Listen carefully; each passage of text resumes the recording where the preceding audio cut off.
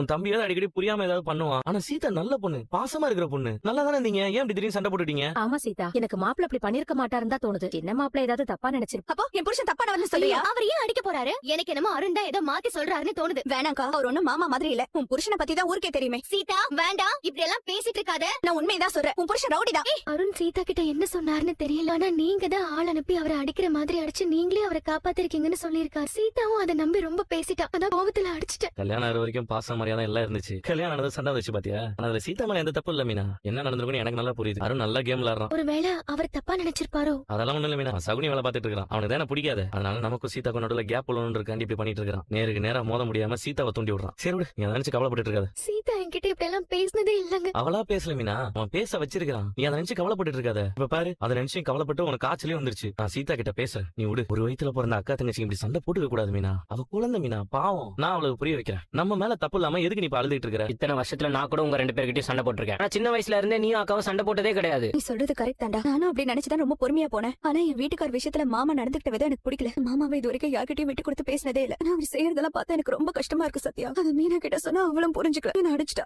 2 பேருக்குள்ள சின்ன வயசுல இருந்து சண்டை வந்ததே இல்லடா. ஆனா அவன் என்ன அடிச்சிட்டா பாத்தியா? சரி அழாத சீதா. அவன் என்ன அடிச்சது கூட எனக்கு பெரிய விஷயமா தெரியல. அவன் என்ன அடிக்கிறதுக்கு எல்லா உரிமையும் இருக்கு. ஆனா அதுக்கு சரியான காரணம் இருக்கணும். அவன் பக்கம் நியாயமே இல்ல. அதான் எனக்கு கோவம் வந்துருச்சு. அவன் புருஷனை அவ விட்டு கொடுக்காம பேசுறா. நான் மட்டும் என் புருஷனை விட்டு கொடுக்கணுமா?